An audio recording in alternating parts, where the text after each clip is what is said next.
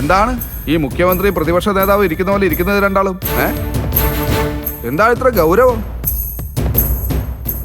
കുട്ടികളുടെ ഡ്രസ്സൊക്കെ ഞാൻ കൊണ്ട് കൊടുത്തു. അവർക്ക് അവിടെ ഒരു കുഴപ്പമില്ല. മക്കളുടെ അസുഖം എങ്ങനെയുണ്ട്? കുറവുണ്ടോ അതോ? ആർക്കറിയാം. അല്ല, അവർക്ക് കുഴപ്പമൊന്നുമില്ല. അവരൊക്കെ അതെ. എനിക്ക് തോന്നുന്നതേ അവർ ഇവിടത്തേക്കാൾ ഹാപ്പി അവിടെയാണെന്ന്. നിനക്കേ അങ്ങനെ തോന്നും. അവരിവിടുന്ന് പോയപ്പോ നീ ഹാപ്പി ആയെന്ന് പറയുന്നതായിരിക്കും കൂടുതൽ ശരി. ഓ, അങ്ങനെയെങ്കിലും അങ്ങനെ. അമ്മയ്ക്ക് അമ്മയുടെ പേരക്കുട്ടികൾ എവിടെയായിരുന്നാലും സുഖമായിട്ട് കഴിയണമെന്നല്ലേ ഉള്ളൂ.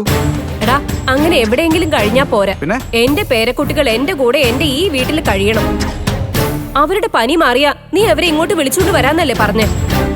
അതൊന്ന് ശരിക്കും മാറട്ടെ അമ്മേ. ഏത് അസുഖവും ഒരാൾക്ക് മാറുമ്പോഴാണ് മറ്റൊരാൾക്ക് പകരുന്നത്.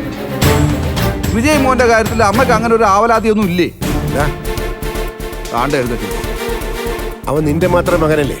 നീ ഇവിടെ ഇല്ലാത്തപ്പോ ആ കുഞ്ഞിനെ നോക്കാൻ നിർത്തിയിരിക്കുന്ന സഹായികളല്ലേ ഞങ്ങള്. എടാ, വിജയ് മോനാണ് പനി വന്നെങ്കിൽ നീ അവരെ നോക്കാൻ അമ്പിളി ഏൽപ്പിക്കോ? ഇതെന്തൊരു ചോദ്യം മാമ? ഇതിന് ഉത്തരം മാമ തന്നെ നേരത്തെ പറഞ്ഞല്ലേ. വിജയ് മോൻ എന്റെ മാത്രം മകനാണെന്ന്. അവനെ ഞാൻ ആർക്കെങ്കിലും കൈവിട്ട് കൊടുക്കുവോ മാമ? മനസ്സിലായടാ.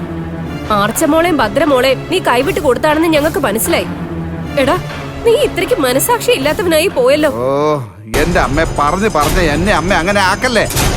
ഞാൻ ഇപ്പോഴും ആ കൊച്ചുങ്ങൾക്ക് വേണ്ടി അമ്മ പറയുന്നതല്ല ചെയ്യുന്നില്ലേ. ഇനിയിപ്പം ഞാൻ അവർക്ക് ചെലവിനുള്ള കാശ് കൂടി കൊടുക്കണം. അമ്മളി ചേച്ചി സമ്മതിച്ചാൽ ഞാൻ അതും കൊടുക്കാം. മതിയടാ, നീ ചെയ്തതൊക്കെ മതി. നീ നിന്റെ മക്ക കുടുപ്പ് കൊണ്ട് കൊടുക്കാൻ പോയിട്ട് അവരെ ഒന്ന് ഒരു നോക്ക് കാണാൻ തയ്യാറായടാ. എടാ, അച്ഛൻ മക്കൾക്ക് ആദ്യം കൊണ്ട് കൊടുക്കുന്നത് കാശല്ല, കരുതല, സ്നേഹമാ. അത് രണ്ടുമില്ലാത്ത നിന്റെ കാശ് ആർക്ക് വേണം? മക്ക കുടുപ്പ് കൊണ്ടുപോയി കൊടുക്കാൻ പോയ കണക്ക് പറയുന്നു.